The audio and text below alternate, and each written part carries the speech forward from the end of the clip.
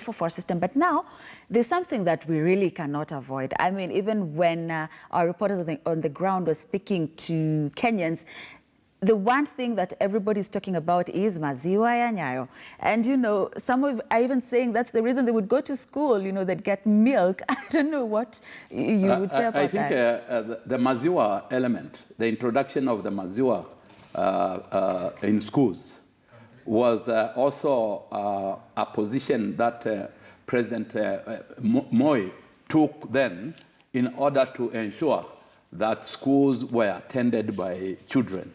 Because you know that most communities, especially in some parts, had challenges in as far as food is concerned. And if you didn't have breakfast, for example, in the morning, and you trekked to school, you are walking several kilometers to get to where your school is, I think some kids gave up. But this element of introducing the milk, the feeding of kids in schools, motivated the young stars to ensure that they attend school, they attend class the day when milk was given. But milk also is nutritious. It ensures that these young growing minds are stabilizing their brains, and therefore with that development, they are able to continue listening to the teacher in class. And I think maziwa ya Nyayo is very phenomenal. It's phenomenal in the sense that quite a number of children who might not have wished to continue attending school, continued remaining in school until they were in the age where they knew now the reason why they have to be in school. Because in class 1 and class 2 and class 3, which were targeted for the maziwa especially, many pupils do not know why they are there. So sometimes it might be, I'm here because I'm waiting for the packet of the milk. And because of waiting for the packet of the milk, then the teacher gets an opportunity to teach you, because you cannot get the milk unless you attend class. I think that was like a win-win situation. Yeah. And you partook it. You did. No. I couldn't have taken. I'm old. By the time Moi was assuming position as president, I already had a degree.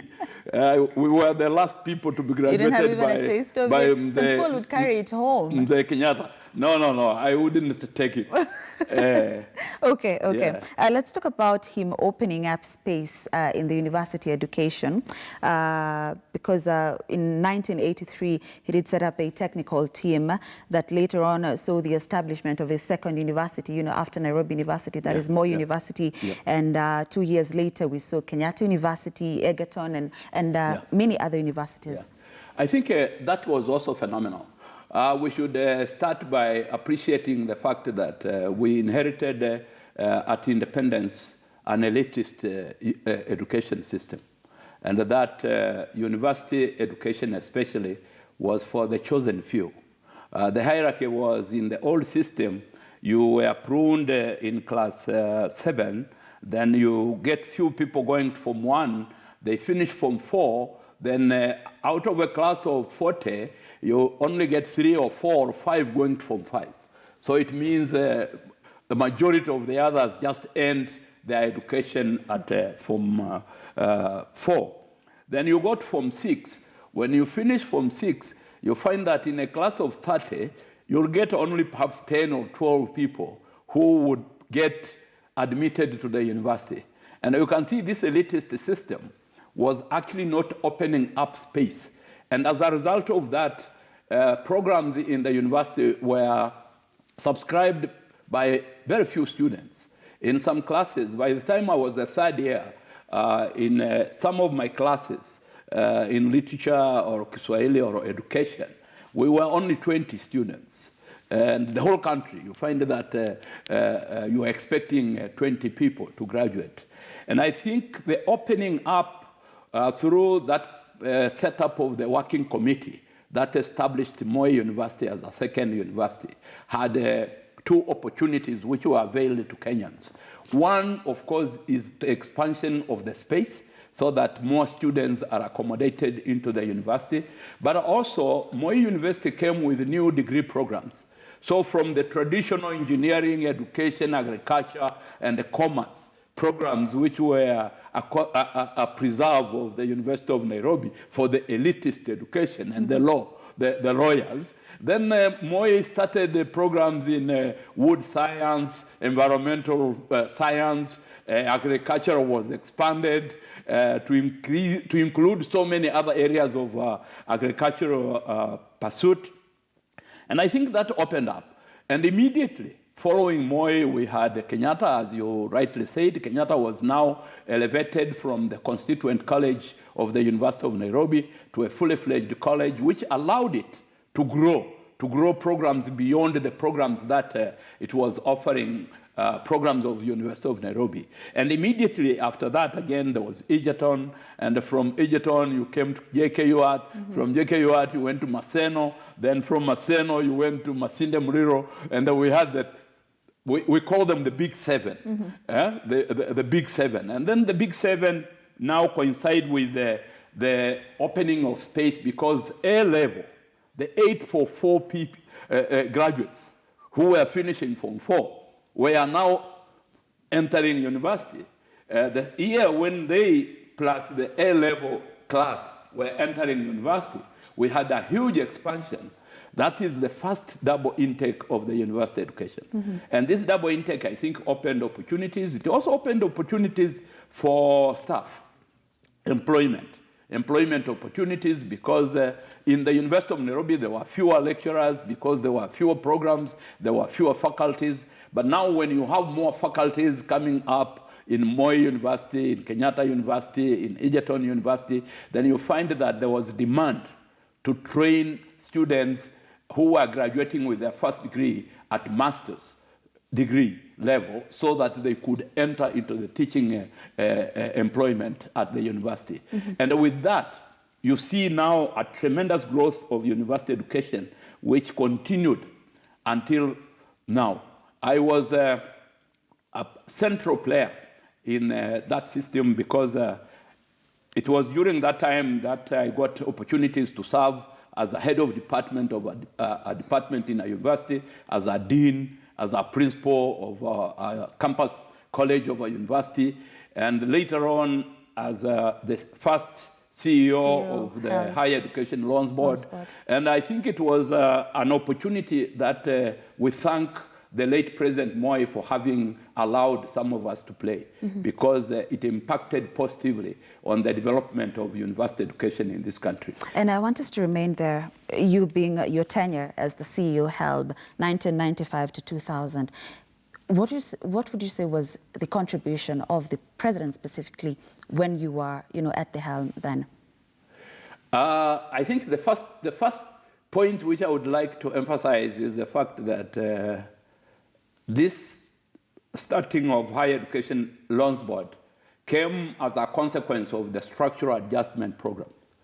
When the World Bank was withdrawing support to higher education and insisting that students and that the direct beneficiaries should be also contributing towards the education they are getting.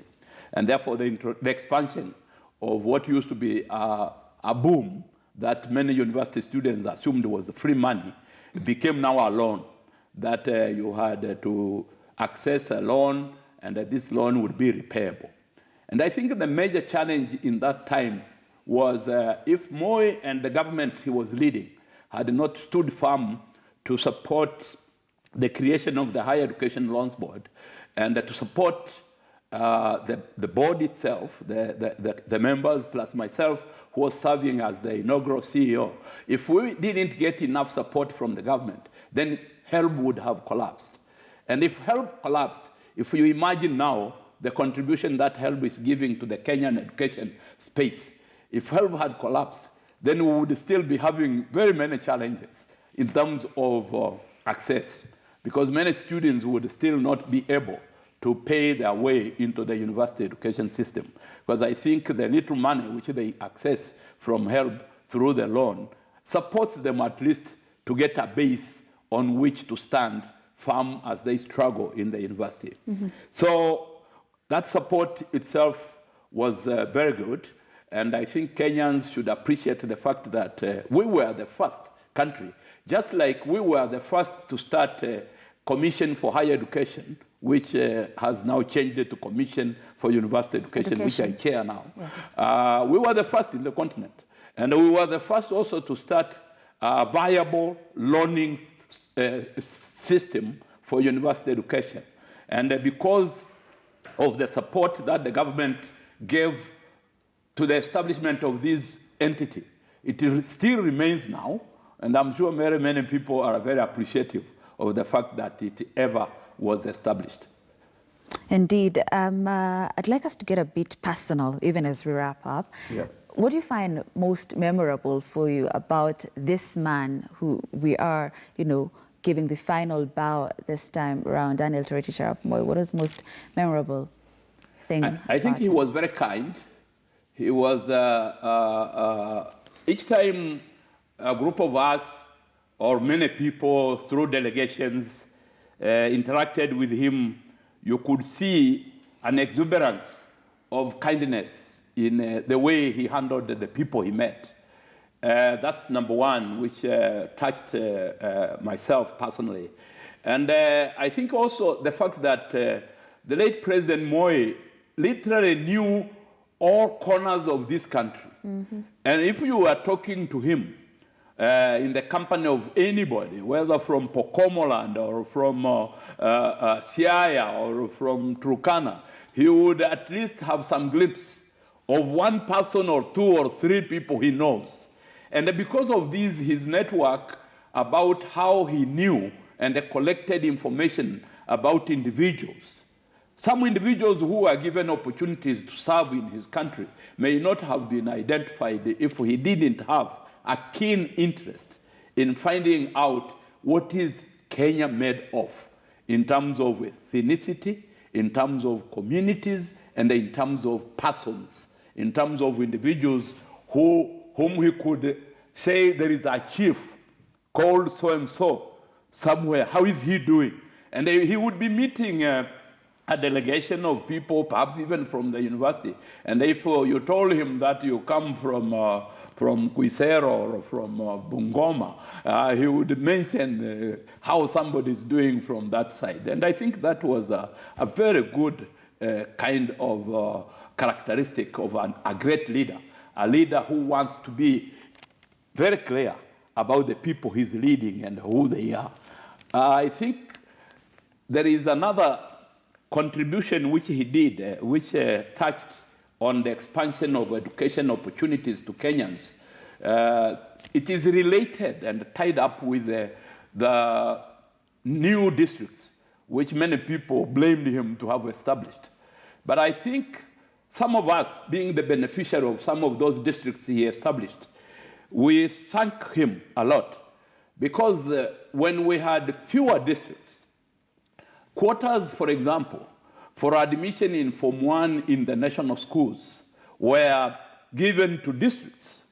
And if you're coming from where I come from Kehancha, and the district headquarters is in Homa Bay, South Nyanza, by the time you know that you are even one of those who might be being considered for a national school, the position would have already been taken, because nobody would have informed you that you have been admitted. But I think because now we had a district called Kuria, for example, in my part as a person, and we had a district called Nyamira, we had a district called Vihiga, we had even in some places where you think development was already there, I think these new districts avail opportunities for those who dwell in those districts to access quality education in quality schools, which he was supporting.